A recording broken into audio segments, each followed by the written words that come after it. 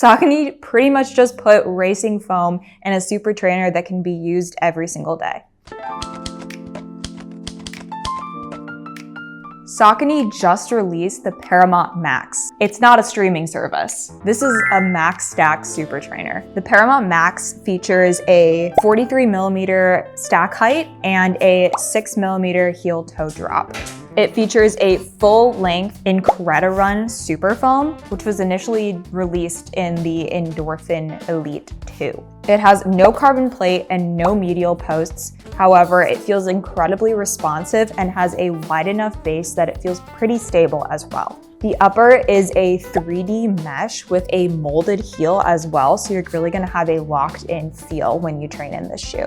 Saucony pretty much just put racing foam in a super trainer that can be used every single day. This is gonna be your shoe for recovery days, for long runs, whenever your legs really feel fatigued or you just wanna go and do those slow, marshmallow, easy miles. It's not a speed shoe and the rocker is a little bit flat, but like I said, for those recovery runs, this will be your best friend.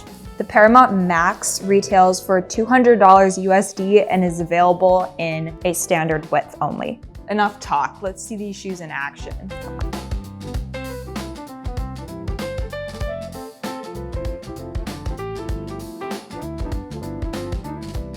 Yay. Look who's in the window.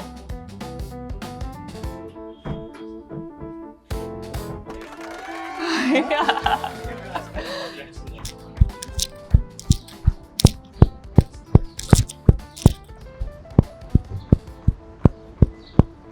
Honestly, these shoes feel like marshmallows on my feet. I would say definitely not a shoe where you are gonna feel like you can move super fast in them. However, there is a decent amount of pop in them. I'm actually surprised because I heard a lot of reviews talking about how the toe off isn't as pronounced, but I just feel like that is countered by the fact that the foam is so mushy and responsive. And I definitely see that given that like the same foam was used in the Endorphin Elite 2. But overall, as a recovery shoe, a shoe that you can just take on those days when your legs are fatigued, when you really don't want to hit the roads, but you kind of have to, these would be a great option. All right, in terms of responsiveness, on a scale of 1 to 5, I would probably put it at a solid 3. It's definitely not a quote unquote ultra responsive trainer. However, it does have a good amount of pop. In terms of cushion, scale of 1 to 5, a 5. Obviously, these shoes are a marshmallow, super comfortable, super cushiony, not a shoe that you're gonna wanna put on for any other reason for the most part other than comfort. Stability, I would say because of the very wide base, I'm gonna rank it a 3 out of 5. So because it's not a traditional stability shoe, I'm not gonna put it up in like the 4 or the 5 out of 5, but like I said, because of the wide base, it is actually relatively stable. In terms of design, I think this is actually a pretty aesthetically pleasing shoe. They do come in a bunch of retro colorways. I'm actually a huge fan of this colorway, but also there's a blue and silver one that Saucony just released, which I think is beautiful.